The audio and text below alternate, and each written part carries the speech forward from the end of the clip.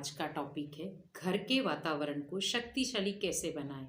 क्योंकि आप सभी गृहस्थी में रहते हैं और आपको पता है कि एक परिवार का महत्व क्या होता है और उस परिवार में जब आप संगठन में रहते हैं उसका महत्व या अकेले रहते हैं उसका महत्व। क्योंकि संगठन में बल होता है और संगठन में हम बहुत कुछ सीख जाते हैं। जैसे एक ज्वाइंट फैमिली है, उस ज्वाइंट फैमिली में बहुत सारे लोग रहते हैं, अच्छा भी है, लड़ने वाले भी हैं, गाली गलौज करने वाले भी हैं, लेकिन स्नेह प्यार करने वाले भी हैं।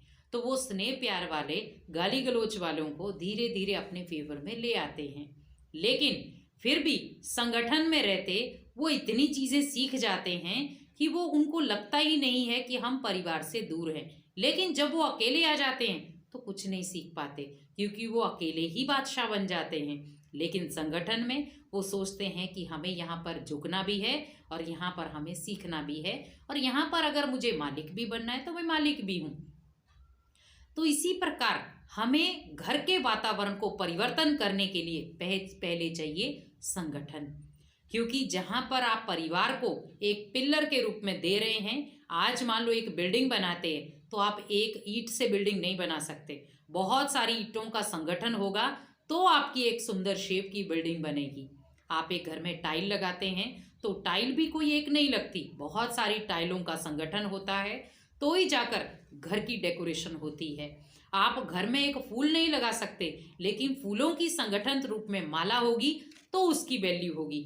इसी प्रकार वैल्यू संगठन की है, अकेले की नहीं। इसीलिए संगठन के साथ चलना और उसको प्यार भाव में देखना, इन दोनों चीज़ों में हमें कुछ ना कुछ सीखने को मिलता है।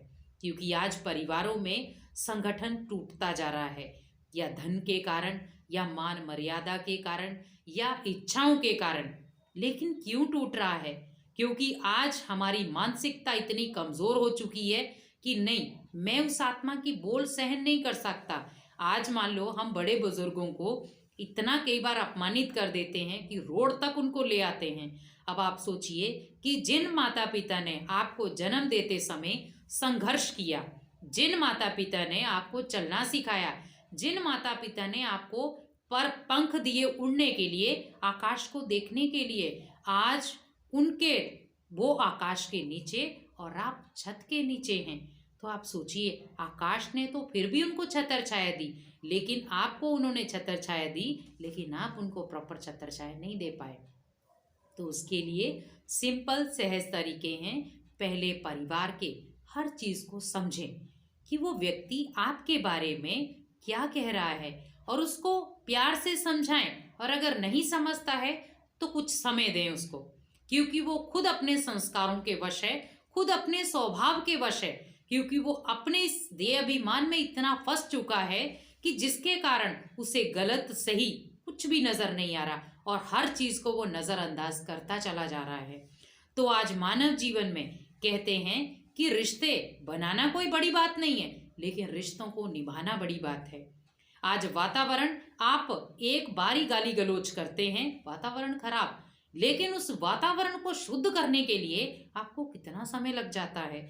इसी प्रकार अपने घर के वातावरण को शुद्ध करने के लिए हर एक की रिगार्ड रखें और हर एक को मान सम्मान देकर चलें। और सबसे पहला मान सम्मान बड़ों का रखें, क्योंकि जो बुजुर्ग माता पिता हैं, दादा हैं, दादी हैं, नाना जी हैं, नानी हैं, हमेशा उनका रिगार्ड रख के चले, क्योंकि बुजुर्गों की दुआएं ही हमारे जीवन को आगे बढ़ाने का सबसे बड़ा स्रोत है। क्योंकि वो अनुभवी हैं। अगर वो आपको कुछ कह भी रहे हैं तो उन्होंने जीवन का अनुभव किया है, उस अनुभव के अकॉर्डिंग आपको कह रहे हैं। हम कई बार कहते हैं कि हमारी आपके युग में ये बातें होती होंगी, हमारे कल्चर में या हमारे युग में ये बातें नहीं। तो आप सोचिए कि उस युग में अगर बातें नहीं थी तो उन्होंने भी तो इस युग को लिया ना, इस युग से भी उन्होंने कुछ सीखा। आपको ये नहीं उन्होंने कहा कि आप ऐसा नहीं करो, लेकिन उन्होंने ये कहा कि अगर उस युग में हमने सीखा है तो पुरानी चीजें ही आगे बढ़ के आपको जीवन दान देंगी। आज हम देखते हैं कि भले कोई भी ऐसी पुरानी चीज आपके घर में पड़ी होगी तो वो कभी खराब नहीं होगी, और अगर खराब होगी तो उसकी वैल्यू ज्यादा होगी। लेकिन आज आप देखिए कि भले आप उस नई चीज को लेकर आते लेकिन मन सेटिस्फाई नहीं होता। आज आप देखिए कि आप घर पे फ्रिज लेकर आते हैं, फ्रिज से आप पानी ठंडा है, आइसक्रीम जमा लेते हैं, बहुत सारी चीज़ों की सेफ्टी रख लेते हैं। लेकिन जब आप कई वर्ष पीछे चले जाएं तो वहाँ फ्रिजों का कोई नामो निशानी नहीं था और कोई बीमारी भी नहीं थी। लेकिन आज उस समय मटके में पानी भरते थे और पी लेते थे क्योंकि उन्होंने घर के वातावरण को शुद्ध रखा था। तो संकल्प कोई चलता ही नहीं था, क्योंकि सबसे बड़ा घर के वातावरण को खराब करने का कार्य है नेगेटिव सोच।